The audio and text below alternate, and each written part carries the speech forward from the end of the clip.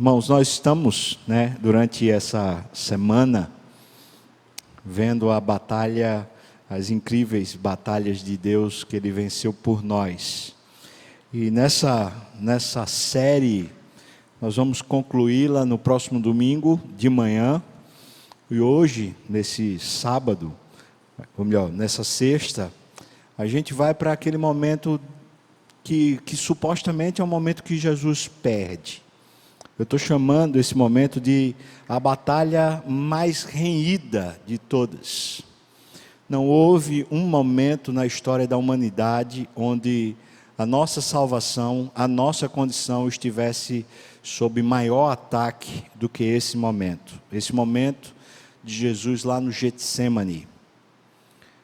Na cruz, de alguma maneira, a batalha que tinha começado, ela já começa a ganhar ares de vitória.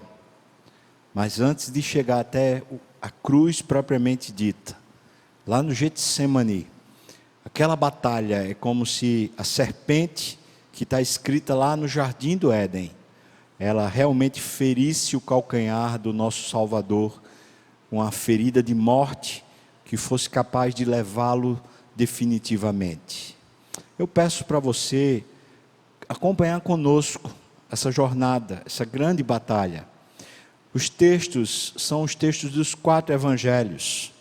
E é por isso que eu vou pedir a você que se concentre, porque a gente vai colocando os textos aqui. Você vai vendo esses slides e você vai podendo acompanhar, porque eu peguei todos os textos de todos os evangelhos e fiz uma compilação para narrar essa história. Um artigo científico sobre a morte de Jesus, publicado em 1986 em uma revista científica, a mais prestigiada do mundo, o JAMA, The Journal of the American Medical Association, intitulado On the Physical Death of Jesus Christ, sobre a morte física de Jesus Cristo. Há uma tremenda narrativa sobre a morte de Jesus. Nele, os autores demonstram como o processo de açoitamento romano era terrivelmente cruel. São descritos detalhes técnicos que, juntamente com a narrativa bíblica, fornecem um panorama completo de todo esse processo, desde o julgamento até a morte na cruz.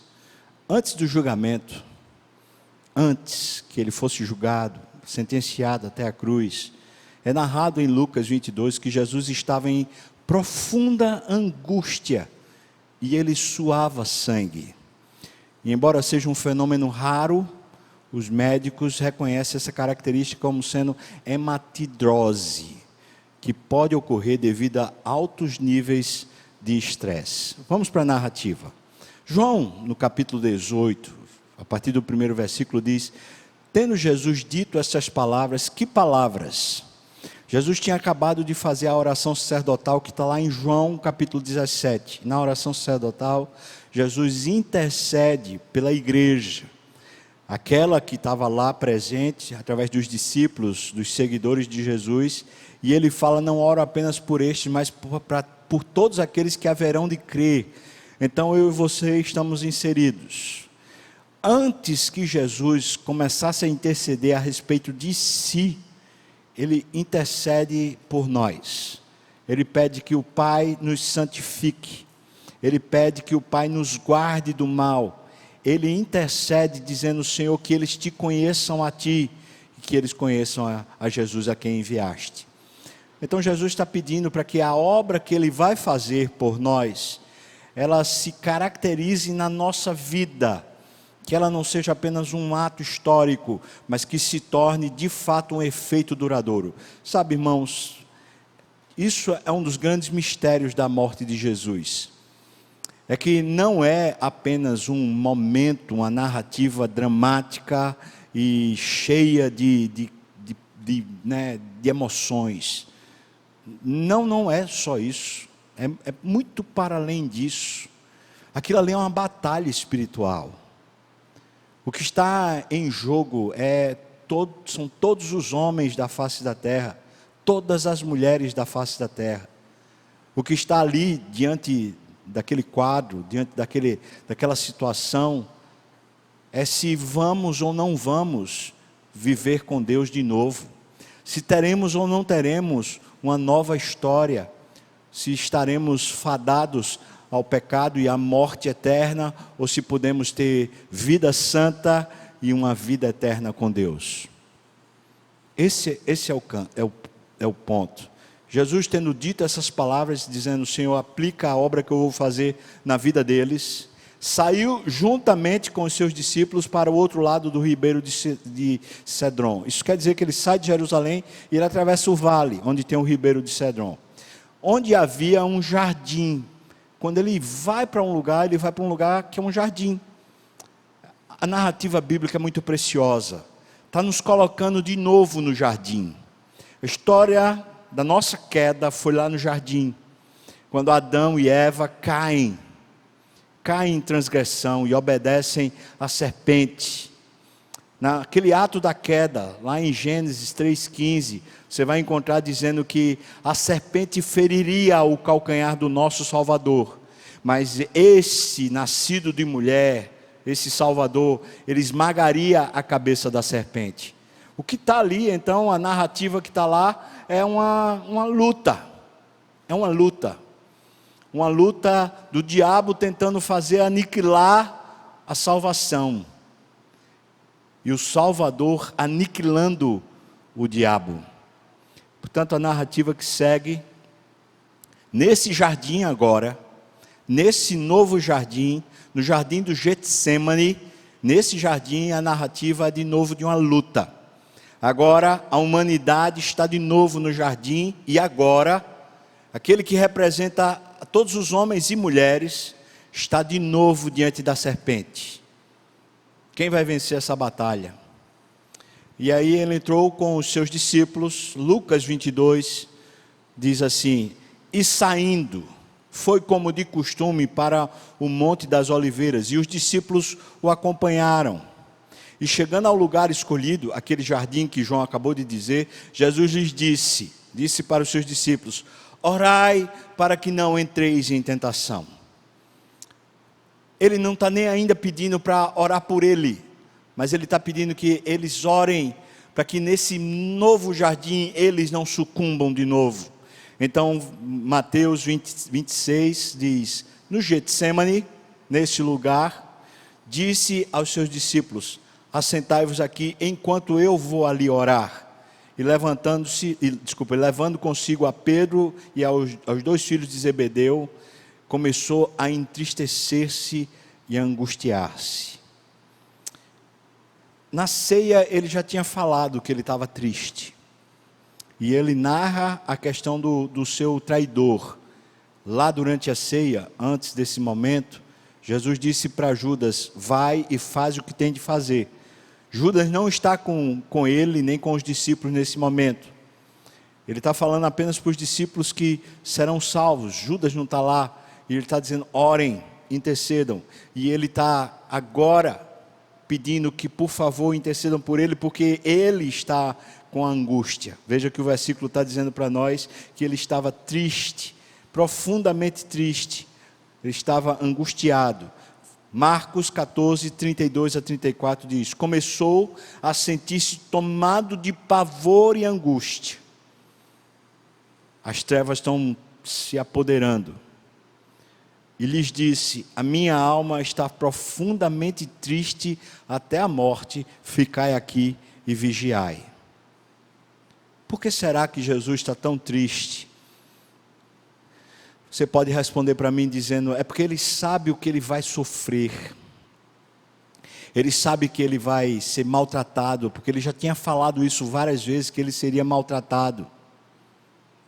Mas a gente precisa entender que, muito mais do que a dor física, ele precisava resolver, antes da dor física, ele precisava resolver no seu coração se ele estaria disposto a ser o sacrifício de Deus, a ser o Cordeiro de Deus que tira o pecado do mundo.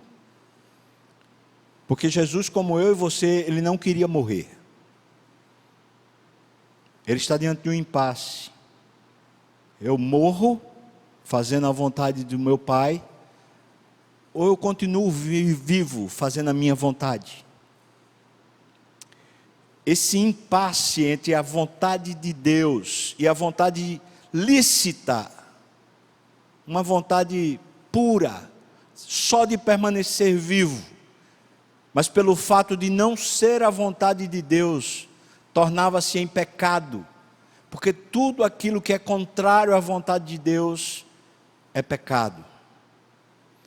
Então Jesus está no impasse. Essa luta é igual à luta que Eva estava vivendo quando a serpente disse para ela, é assim que Deus disse, vocês não podem comer de toda a árvore do jardim. Ela falou, não, a gente pode comer, só não pode tocar na árvore do conhecimento do bem e do mal. E então Eva começou a ver que aquela fruta poderia dar para ela e para o seu marido uma nova condição de vida. A tentação era pela vida, era para ter uma vida melhor. E Jesus aqui está tentado para permanecer vivo. Acontece que a vontade de Deus, o Pai de Jesus e o nosso Pai, por causa de Jesus, Deus queria que seu filho fosse o cordeiro que tiraria o pecado do mundo. Então Jesus está para escolher entre a sua própria vida, a sua própria vontade e a vontade de Deus. E se ele escolhe simplesmente aquilo que é lícito, mas que não era conveniente, porque a vontade de Deus sempre é conveniente, se ele escolhe ficar vivo, então Jesus peca.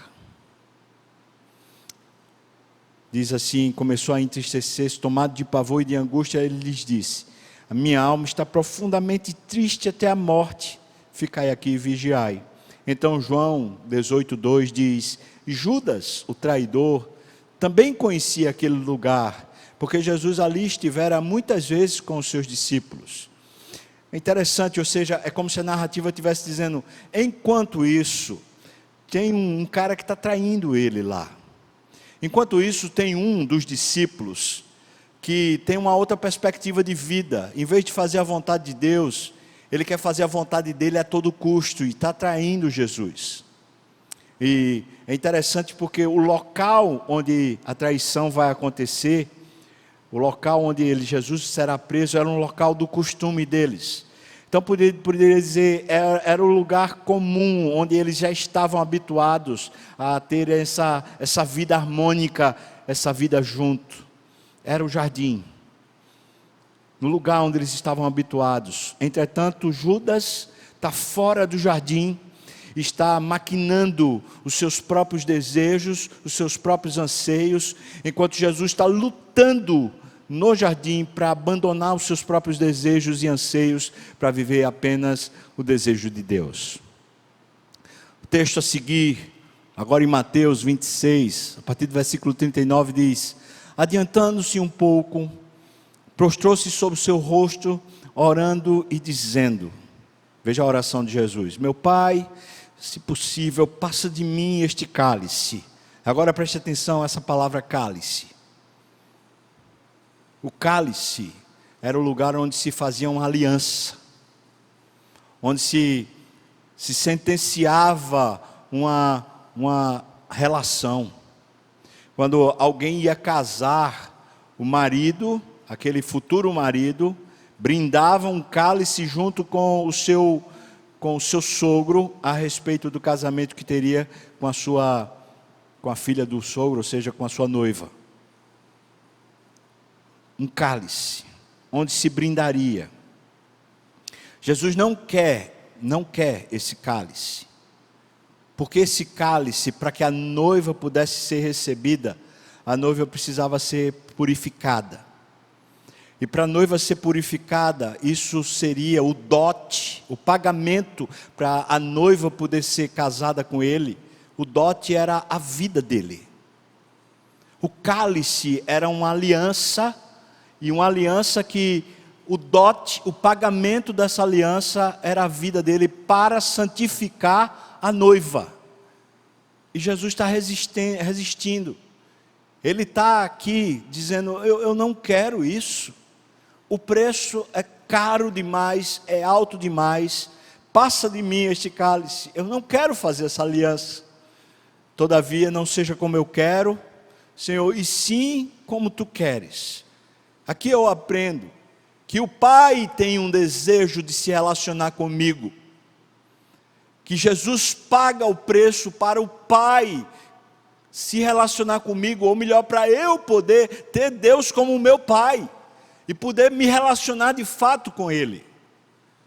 Aquilo que eu perdi no Éden, quando eu fui expulso do jardim, expulso da presença de Deus, é desejo de Deus reatar os laços, reatar a relação, e de novo poder voltar a me relacionar face a face com Ele.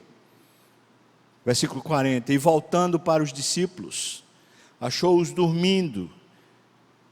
E aqui vai uma perspectiva mais que eu acho, que eu entendo que acontecia, é que toda vez que ele voltava e via os seus discípulos dormindo, era como se reforçasse no seu coração a necessidade de ele fazer o sacrifício, porque a humanidade simbolizada aqui pelos discípulos, mesmo quando solicitada a viver uma vida buscando a Deus, buscando pelo menos vigiar para não cair em tentação, ela é incapaz. Pelos seus próprios esforços, ela é incapaz de se relacionar com Deus. Então Jesus, voltando, achou-os dormindo, então disse a Pedro: nenhuma hora pudeste vós vigiar comigo, uma horinha, um momento que fosse, você está vigiando junto comigo.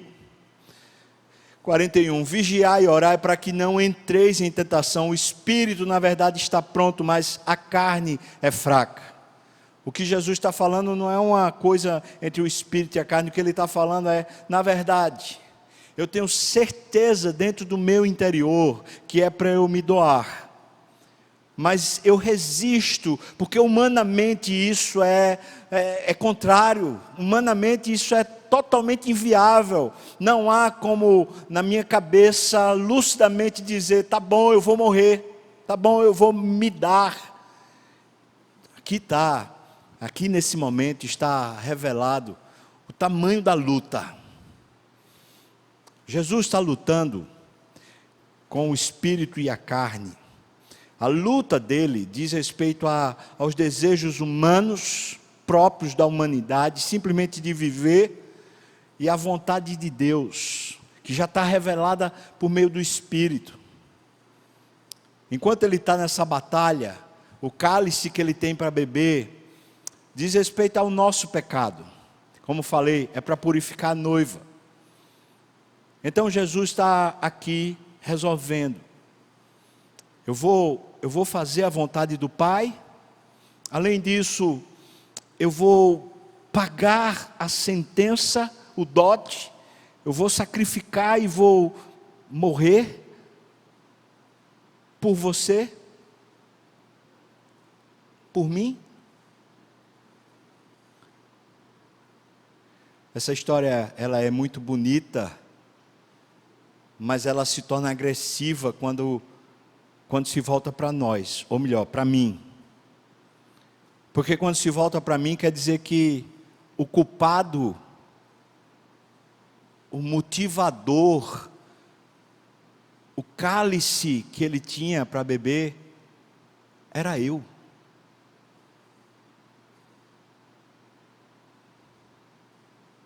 Era eu. Era o meu pecado.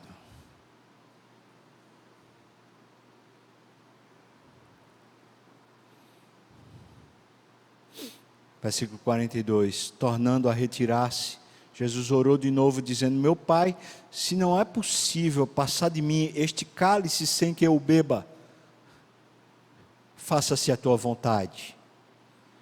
Ele acabou de ver a condição da humanidade de novo. E ele continua vendo a vontade de Deus. Então ele está dizendo: Deus, eu preciso resolver isso. Eu preciso resolver no meu coração. Por isso, se não é possível resolver o problema da minha noiva, o problema do pecado do ser humano, sem que eu morra, então, Senhor, faça a sua vontade. É como se ele estivesse dizendo: alinhe, faça o meu coração se aliar à sua vontade. Versículo 43, e voltando, achou outra vez dormindo, porque os seus olhos estavam pesados. Marcos 14:40 diz, e não sabiam o que lhe responder. Ou seja, eles estão dormindo pesados do cansaço dessa batalha, e Jesus os acorda e eles estão emudecidos, tipo assim, a gente não entende nada disso, a gente está perdido nisso. Versículo 44 de Mateus fala, e voltando achou-os outra vez dormindo, porque os seus olhos estavam pesados, não sabiam o que responder. Versículo 44, deixando-os novamente, foi orar pela terceira vez, repetindo as mesmas palavras: Senhor meu Pai, se não é possível, então faça-se a tua vontade. Em Lucas 22, ele fala, então lhe apareceu um anjo do céu que o confortava.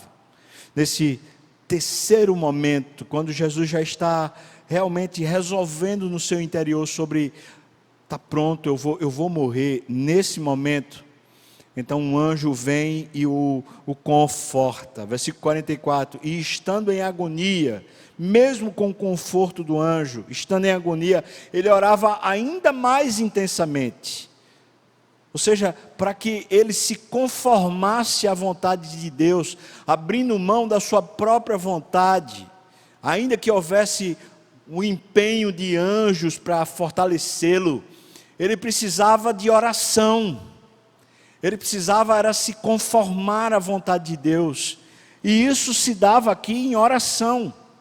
E era o que ele estava pedindo para os discípulos, vocês se conformem à vontade de Deus em oração, e como eles não vigiaram, eles vão fugir, porque eles não se conformaram à vontade de Deus. Estando em agonia, orava mais intensamente, e aconteceu que o seu suor se tornou como gotas de sangue caindo sobre a terra. Tamanha agonia, como a gente viu o relato daquela revista científica. Versículo 45, levantando-se da oração, ele foi ter com os discípulos e achou-os dormindo, e o texto então explica, de tristeza. Seus olhos estavam pesados, e agora a gente sabe o que é que aquele momento tenebroso tinha enchido o coração deles de uma profunda tristeza, e conquanto os discípulos ainda não entendessem claramente a gravidade, eles estavam vendo o seu mestre sendo tomado de pavor e angústia. Eles estavam vendo o seu mestre fazendo uma batalha gigantesca contra o pecado, gigantesca contra a possibilidade dele mesmo pecar, gigantesca para redimir e salvar uma noiva que não merecia casar com ele, um dote que teria que ser pago para que pudesse haver esse casamento, uma salvação que tinha que ser feita para que pudesse haver de novo uma relação entre o homem e Deus.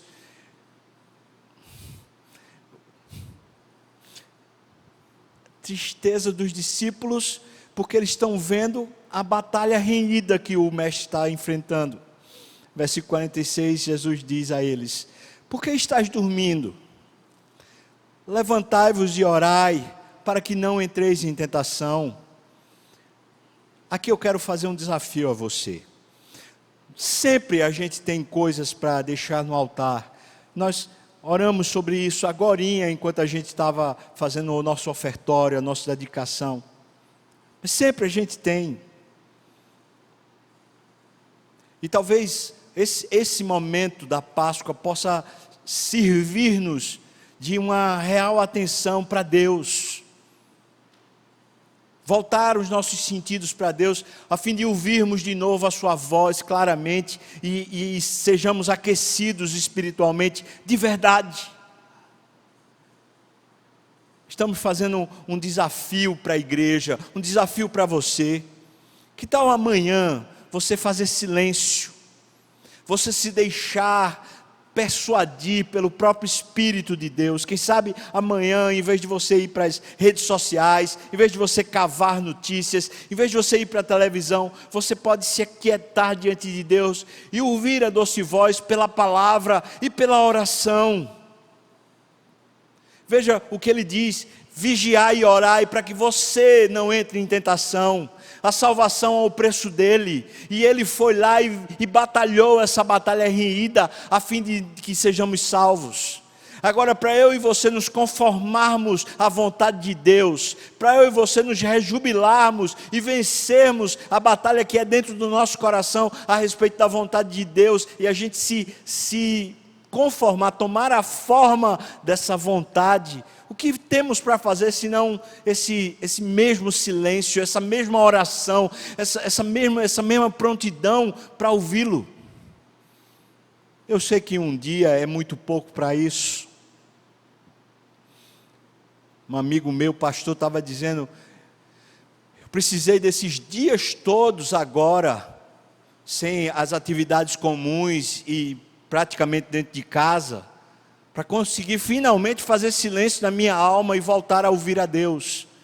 Eu sei que às vezes um dia é pouco, mas talvez um dia de jejum, um jejum dessas mídias, um jejum dessas notícias, um jejum de qualquer coisa que distraia a nossa mente, um jejum espiritual para a gente dizer: Deus, eu quero voltar a ouvir a Tua voz. Um desejo de ouvir Deus, um desejo de se conformar à vontade de Deus, para você e para a sua vida, que vai alegrar seu coração e vai libertar sua alma de tanto peso.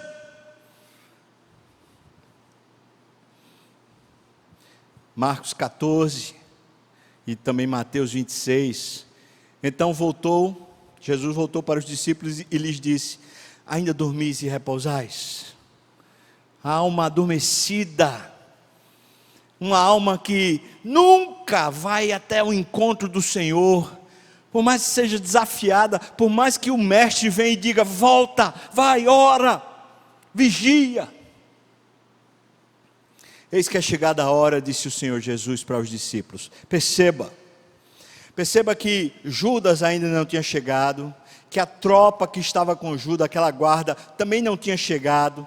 Ou seja, a situação aqui não é a situação que os guardas pegam ele está lá de joelho, ainda atônito, aturdido, e de repente ele é levado. Não. Esse momento aqui é um momento que Jesus resolveu. É um momento que o coração dele se sintonizou à vontade do Pai. Nesse momento ele não tem mais vontade de continuar vivo, e não é porque ele está depressivo. A depressão passou. Sabe por que a depressão passou? Porque a vontade de Deus se tornou para Jesus boa, perfeita e agradável. Ele está pronto. E é Ele que diz isso. Ele diz: ninguém tira a minha vida de mim. Eu voluntariamente a dou, e eu tenho poder para reavê-la. Aqui Jesus está se levantando, e Ele está indo para o sacrifício, agora por vontade própria, porque a vontade dEle foi rendida à vontade de Deus, e a vontade de Deus agora é a vontade dEle. Quantas vezes nós temos dificuldade de nos rendermos à vontade de Deus, mas quando isso acontece, então nosso coração simplesmente sossega, e a gente se levanta, volta para viver uma vida que é maior do que a nossa, um projeto e um plano que é maior do que o nosso. É a vida de Deus que nasce em nós no momento que a gente resolve simplesmente abandonar a nossa própria vida para que Deus seja maior do que a nossa vida. É chegada a hora, e o Filho do Homem está sendo entregue nas mãos dos pecadores. Levantai-vos, vamos, estou pronto, é agora. Eis que o traidor se aproxima. Lucas então fala: quando chegou uma multidão, e um dos 12, o chamado Judas, que vinha à frente deles, aproximou-se de Jesus para o beijar. Jesus, porém, lhe disse: Judas, com um beijo traís o Filho do Homem? É impressionante, esse homem Jesus, nosso Jesus, ele está tão resolvido agora. O seu coração saiu das trevas, que ele agora aceita o beijo do traidor. Ele aceita.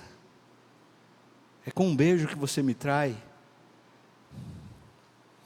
João 18 diz: tendo, pois, Judas recebido a escolta dos principais sacerdotes e dos fariseus, alguns guardas. Ele chegou a este lugar com lanternas, tochas e armas. Olha a batalha: guardas, tochas, armas. Olha a batalha. Sabendo, pois, Jesus todas as coisas que sobre ele haviam de vir, adiantou-se e perguntou-lhes. Veja a autoridade de alguém que está vivendo plenamente a vontade de Deus. Adiantou-se e perguntou-lhes: a quem buscais? Responderam-lhe: a Jesus, o Nazareno. Então Jesus lhes disse: sou eu.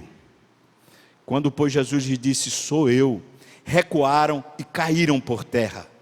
Sabe por que recuaram e caíram por terra? Porque agora Jesus não está vivendo desejos dele, ele está vivendo a própria vontade do Pai. E quando Jesus usa sou eu, ele usa a expressão do próprio nome de Deus, e então aquele povo se rende, porque agora não é mais ninguém que tem autoridade para tomá-lo, mas agora é ele que está entregando a sua própria vida. Então o texto segue. Jesus de novo lhes perguntou, esses caras estão no chão. Então Jesus pergunta para eles: a quem buscais? Responderam: a Jesus, o Nazareno. Então lhes disse Jesus: já vos declarei que sou eu. Se é a mim, pois, que buscais, deixarei estes. Veja só, a tropa que podia brigar por ele, alguém que podia defendê-lo, ele fala: deixa eles irem, não toca neles não, para se cumprir a palavra que dissera: não perdi nenhum dos que me deste. Isso está lá em João 10, quando ele fala: eu sou o bom pastor, e o bom pastor dá a vida por suas ovelhas. Só Jesus é o bom pastor, e ele diz que ele não perdeu nenhuma das ovelhas que o Pai tinha dado a ele. Então quando ele está protegendo o rebanho, ele está dizendo: olha, punam a mim, mas não punam o meu rebanho. É de novo a relação sendo trazida. A vontade de Deus não é um projeto para nos massacrar, mas é um projeto para nos fazer vitoriosos, com autoridade, porque a vida plena é a vida de Deus, e não dos nossos desejos ou das nossas conquistas. Lucas 22, versículo 49, os que estavam ao redor dele, vendo o que ia suceder, perguntaram: Senhor, os discípulos, se prontificando, Senhor, feriremos a espada? Então lhe deitaram as mãos e o prenderam. Eles ficaram assim: o que é isso, o que é isso? Vamos sacar as espadas? Aí eles prenderam, versículo 10 aqui de João 18. Então Simão Pedro puxou da espada que trazia e feriu o servo do sumo sacerdote, cortando-lhe a orelha direita, e o nome do servo era Malco. Mas Jesus disse a Pedro: mete a espada na bainha, Pedro. Não beberei, porventura, o cálice que o meu Pai me deu? Veja que ele resolveu, irmão. A batalha começou a ser vencida, mas as circunstâncias estão negras. Ele vai morrer, ele vai em direção à cruz, mas ele está resolvido. Ele está dizendo agora, ele já está tentando fazer os outros entenderem: vocês não entendem que eu vou beber o cálice do meu Pai? Sou eu que vou. Deixa, basta. E tocando-lhe a orelha, ele curou Malco, o próprio Jesus. Mateus 26, acaso pensas que eu não posso rogar ao meu Pai? Veja a autoridade dele. E ele me daria neste momento mais de 12 legiões de anjos. Você sabe qual é o montante de um exército desse? Ele já falou, com esse poder, toda Jerusalém ficava aos pés de Jesus. Não era só aquela guarda que vinha prendê-lo, mas toda Jerusalém ficaria aos pés de Jesus. Ou seja, quem está indo agora como um general vitorioso para o campo de batalha é o próprio Jesus. E a batalha vai se dar lá na cruz. Entretanto, essa batalha é mais renhida sobre a vontade de Deus e viver plenamente a vontade de Deus. Estava lá no Getsemane, quando ele finalmente se rendeu e se curvou à vontade de Deus, mesmo que contrária a tudo que é humano, ele agora está pronto para viver plenamente o projeto de Deus. Então ele fala: olha, se eu quisesse, até teria resguardo, teria proteção. Versículo 54, como pois se cumpririam as escrituras? Você pode entender assim: como é que haveria o resgate da humanidade? Como é que haveria o resgate da relação do homem com Deus? Como poderia de novo o homem que caiu na transgressão naquele jardim voltar a se relacionar com Deus vivo? Como se cumpririam as Escrituras, segundo as quais assim deve suceder? Então, no versículo 52 de Lucas 22 diz: então, dirigindo-se Jesus aos principais sacerdotes, capitães do templo e anciãos que vieram prendê-lo, disse: saístes com espada e porretes como para deter um salteador? Diariamente, estando eu convosco no templo, não puseste as mãos sobre mim. Esta, porém, é a vossa hora e é o poder das trevas.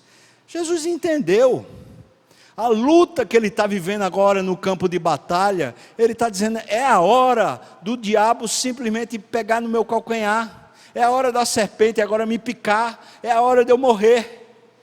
Mas ele sabe que essa batalha é apenas uma batalha da guerra toda, porque a vitória final vai chegar. Mas ele precisava, porque essa era a vontade de Deus, a fim de que a morte dele sentenciasse de uma vez para sempre o pecado e o diabo como perdedor. Ele tinha que pagar o dote, e o dote para a nossa salvação era que o pecado tinha que ser pagado, tinha que ser completamente pago por um justo, por uma pessoa pura. Mateus 26, versículo 56 diz: tudo isso, porém, aconteceu para que se cumprissem as Escrituras dos profetas. Então, os discípulos todos, deixando, fugiram.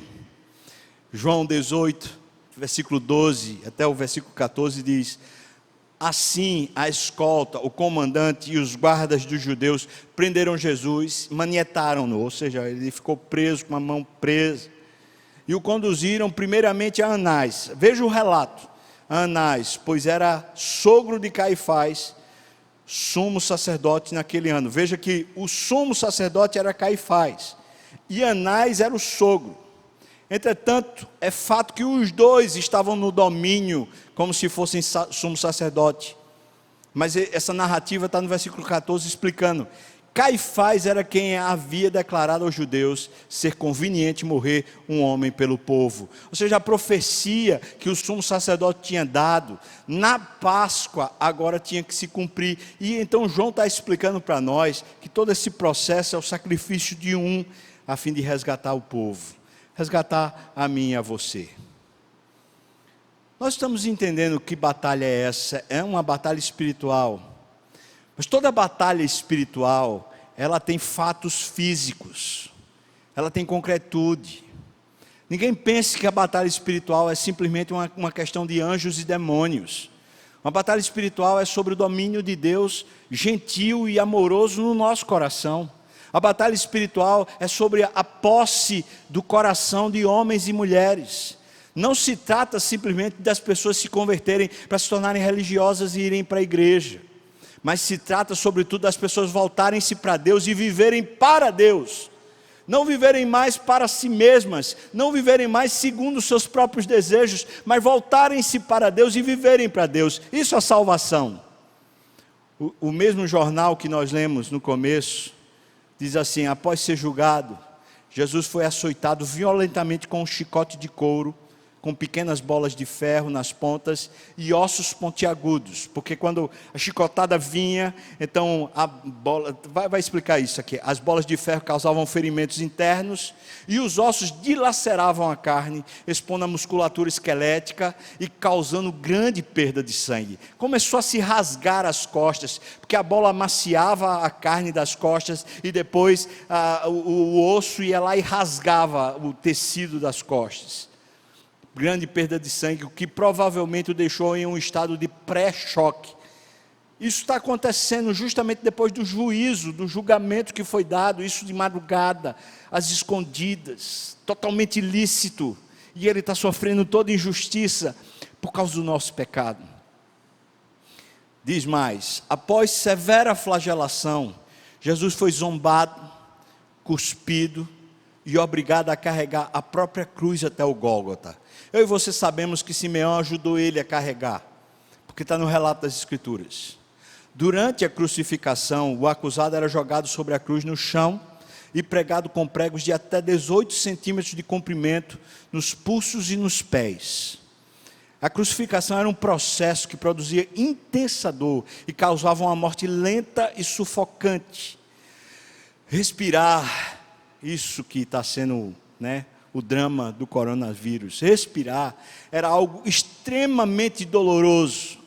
A cada respiração, pense comigo, ele está preso na cruz, ele precisa respirar, puxar o ar, mas ele está tomado de dor.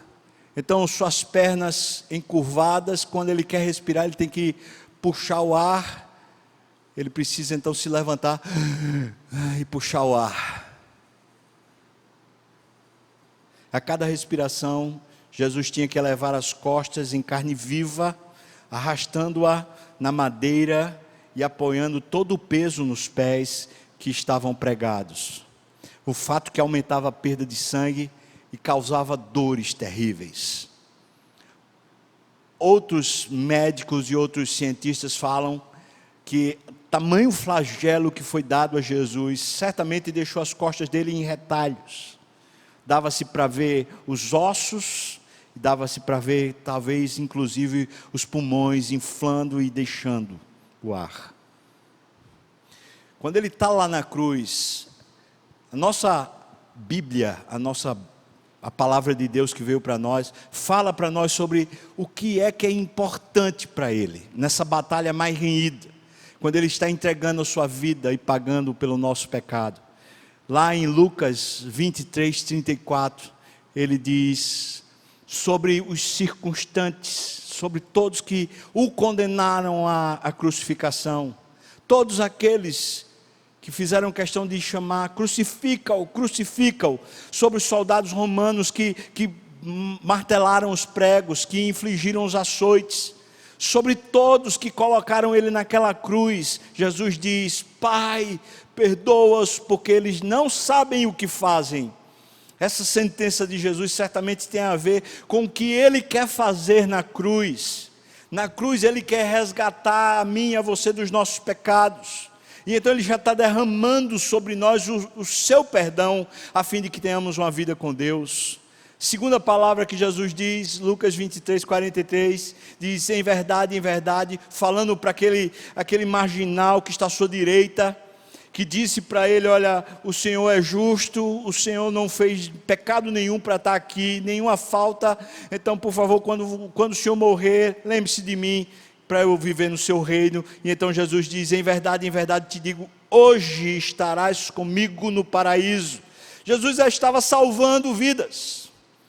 Mesmo que as pessoas, você viu o relato de Lucas, a gente no começo do culto foi lá, a gente leu, no relato faz questão de dizer por 3 vezes no relato de Lucas, os circunstantes está falando: se você é poderoso, se você é rei, se você é o Messias. Nas 3 vezes que dizem isso, diz: salve-te a ti mesmo. Ele não está se salvando porque ele resolveu cumprir o propósito de Deus.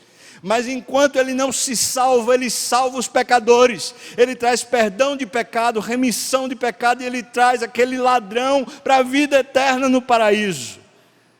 Terceira palavra a gente encontra em João.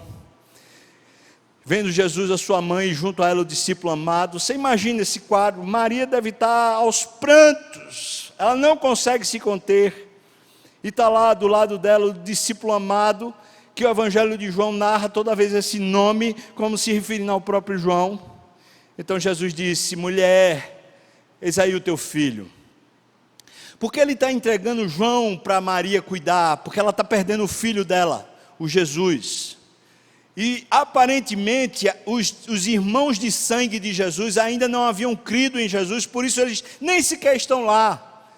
Eles estão com vergonha do irmão mais velho, esse Jesus, que parecia para eles ser um louco, um ensandecido. O que Jesus está fazendo é trazendo um senso de comunidade, de pertencimento de novo. Essa mulher está em luto, ela está perdida, dizendo: meu Deus, acabou-se. E ele está falando: não, você foi feita para cuidar, está aí, seu filho.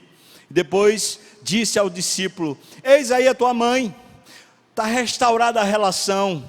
Dessa hora em diante o discípulo a tomou para casa. Ou seja, ele passou a cuidar dela como se fosse a própria mãe, e ela cuidando dele como se fosse o próprio filho. E a gente vai ver isso ao longo da tradição cristã, porque depois você vai encontrar os dois em Éfeso. Na igreja de Éfeso, plantada por Paulo, você vai encontrar o apóstolo João pastoreando aquela igreja, e Maria, a mãe de Jesus, lá em Éfeso também, como sendo uma daquelas mulheres que Deus usou para cuidar da igreja. 4. Jesus diz: Eli, Eli, lama sabachthani, que quer dizer: Deus meu, por que me desamparaste? Ele diz isso em aramaico. Ele fala de uma maneira que todo mundo que está ali possa ouvir, mas ele se dirige a Deus, e o que ele está falando é que finalmente o pecado tomou ele. Paulo, explicando isso, diz que ele se fez pecado, para que nele fôssemos feitos justiça de Deus. Ou seja, aqui nesse momento, quando o pai não pode olhar para ele, o pai não pode estar ao lado dele, o pai não pode abençoá-lo, nem cuidá-lo, nesse momento que ele se sente só, é por causa de mim e de você, para que nunca mais estejamos sós, nunca mais nos sintamos abandonados e sem Deus. Ele paga cabalmente cada parte do sacrifício. Deus meu, por que me abandonaste? No 5, ele fala: eu tenho sede, para que se cumprisse as escrituras, porque embebedam uma esponja, na verdade uma esponja que era feita lá de algumas das plantas daquela época, embebedam em vinagre e colocam na boca dele, que era o costume que se fazia, para atenuar as dores. O vinagre era tomado, não era para tirar a sede, mas simplesmente para atenuar as dores. Então, colocam na boca dele para que se cumprisse as escrituras. Aqui eu fico perplexo. Ou seja, Jesus não está preocupado em nenhum nível a respeito do conforto pessoal, mas ele está em todos os níveis, querendo viver plenamente a vontade de Deus. A palavra de Deus é quem guia os passos dele. No ponto 6 ele diz: acabou, está consumado. Essa expressão tão pequena é uma das expressões mais poderosas na história da humanidade. Ele está dizendo: o preço foi pago, o cálice foi bebido, agora eu fiz um contrato com meu pai, agora a noiva me pertence, porque eu paguei cabalmente cada preço, cada pecado que habitava na minha noiva. E ponto 7, quando finalmente ele morre, Lucas 23, 46, Pai, em tuas mãos eu entrego o meu espírito. Se o pecado conseguiu afastá-lo de Deus, a sua morte é o resgate da relação. E é por isso que ele diz: é nas tuas mãos. Eu não vou para outro lugar não, é com o Senhor que eu vivo. Nas tuas mãos eu entrego o meu espírito. O que aconteceu foi que Jesus foi até o fim daquela batalha. Como está lá escrito em Gênesis 3,15, o diabo picou o calcanhar de Jesus, e aquela ferida mortal levou ele a óbito. Era uma batalha para ter você como noiva, para ter você como propriedade de Deus, para reconciliar a sua vida com Deus, a minha vida com Deus. Esse mesmo jornal fala: as causas da morte por crucificação poderiam ser várias, mas as duas mais comuns eram choque hipovolêmico e asfixia por exaustão. Quando o Evangelho de João narra que após a morte de Jesus, um soldado transpassou com a lança e saiu sangue e água, a explicação dos cientistas é que a água provavelmente representava o fluido pleural e pericárdio seroso que teria precedido o fluxo de sangue e teria menor volume do que o sangue. Talvez no cenário de hipovolemia e da insuficiência cardíaca aguda, os derrames pleurais e pericárdicos podem ter se desenvolvido e teriam sido adicionados ao volume de água aparente. Quer dizer que Jesus parou de respirar porque não aguentava mais. Estava cheio de água e sangue a sua cavidade torácica. Analisando somente o sofrimento físico de Jesus, percebemos o quão terrível deve ter sido suportar tudo isso. Estresse intenso, noite sem dormir, um julgamento injusto, açoitamento desumano, zombaria, e ainda ter que carregar o seu próprio instrumento da morte. Mas o que a gente está vendo aqui nessa mensagem é que esse não foi o ponto mais importante. De fato, isso não foi nada.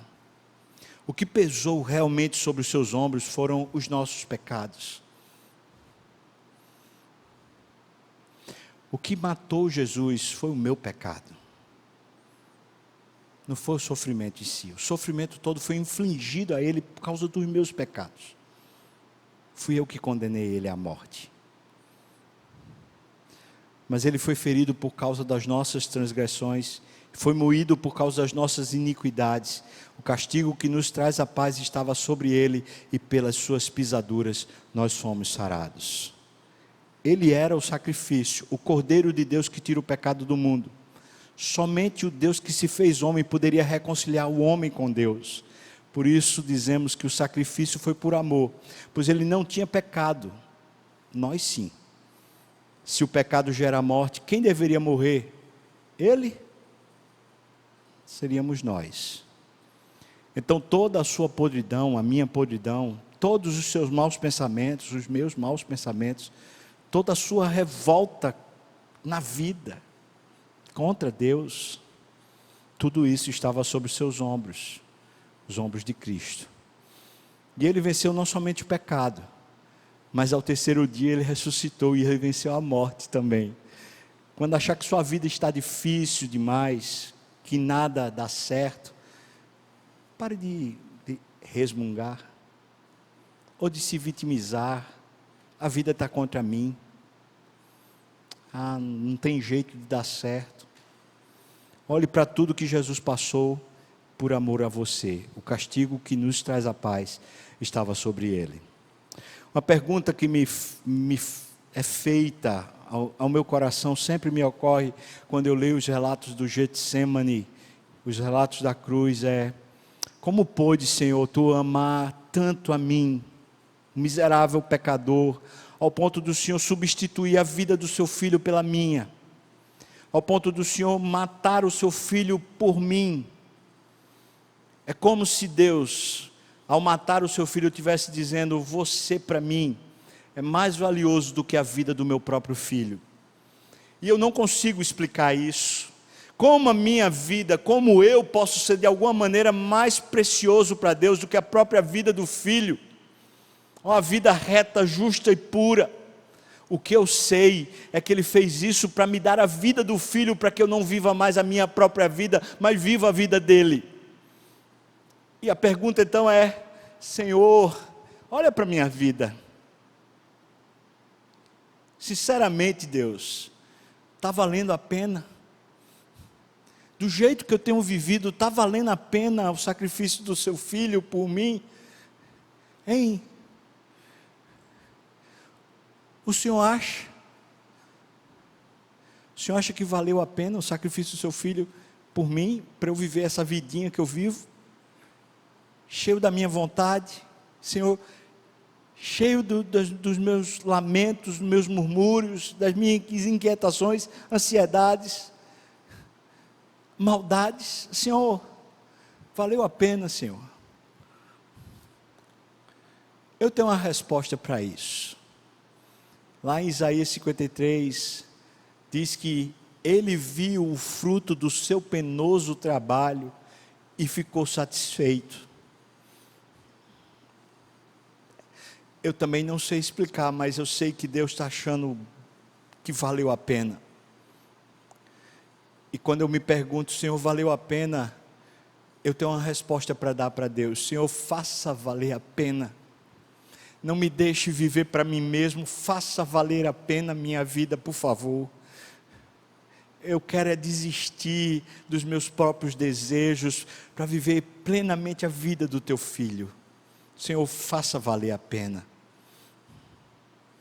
Na morte de Jesus eu descubro que tem uma vida mais preciosa e poderosa do que a vida dos meus desejos. No segundo jardim, o segundo Adão, Jesus, ele venceu.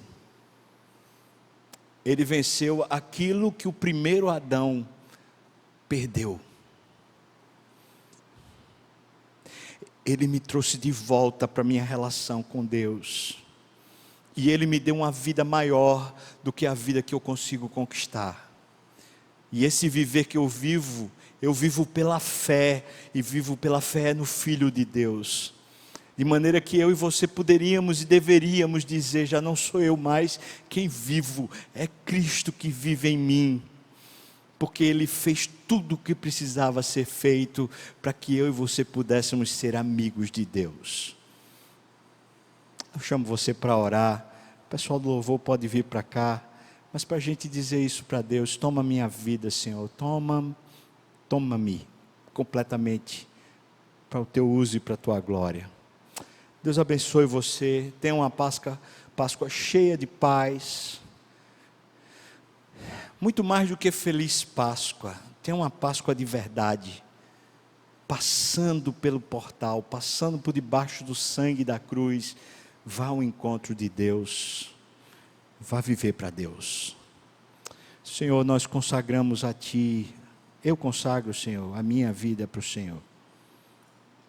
Não deixa, Senhor, viver para mim mesmo, para os meus próprios desejos. Me ajude, Senhor, quando alguma coisa ficar tão preciosa para mim, que se torne mais valiosa do que a Tua vontade. Me ajuda, Senhor, a entregar como Jesus entregou. Mas também a me levantar como Jesus se levantou, pronto para viver plenamente a Tua vontade, Pai. Senhor, ajuda cada um dos meus irmãos agora, minhas irmãs, a desfrutarem esse poder. No nome de Jesus, amém. Amém.